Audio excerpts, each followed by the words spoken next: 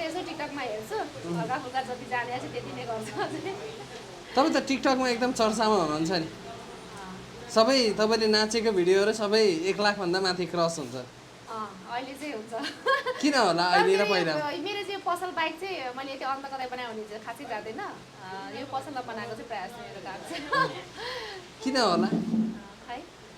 यता पसलको मात्र भ्युज जाने बाहिरको नहेर्ने मान्छेले खै त्यो त मलाई थाहा भएन किन होला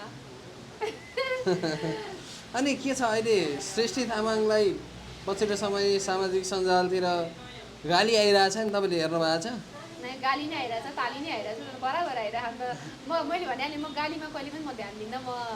जहिले पनि तालीमा नै म ध्यान दिन्छु होइन एक हातले ताली कहिले बज्दैन दोहोरै बज्छ ताली चाहिँ त्यही भएर म चाहिँ के भन्छ नि म दोहोरै बजातिर म लाग्छु कतिजनाले मलाई भन्नुभएको छ राम्रो कुराहरू दिइरहनु भएको छ भनौँ न होइन अब त्यो नराम्रो पक्षमा गयो भने त म आफूले आफूलाई कमजोरी पार्ने हो नि त मैले राम्रो पक्षलाई मैले हेरेको ममा चाहिँ अझ ऊर्जा आउँछ जाँगर आउँछ होइन मैले हरेक कुरा गर्न चाहिँ म भनौँ न मैले अझै पनि आफ्नो जिन्दगीमा चाहिँ के गर्न सक्छु भन्ने एउटा आँट आउँछ अब मैले त्यो नराम्रो कुराहरूलाई मैले ध्यान दियो भने त त्यो एनर्जी लस त मेरो हुने हो नि त तिनीहरूको त हुने होइन उनीहरूले जति जानेको छ जति बुझेका छन् उनीहरूले त गर्ने त्यति नै हुन् तिनीहरूलाई चाहे अब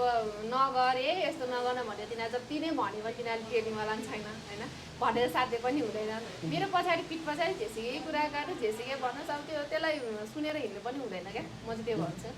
के छ सृष्टि तामाङले चाहिँ केटै नपाउन् जस्तो खालि लाउरेलाई मात्र ताक्दो रहेछ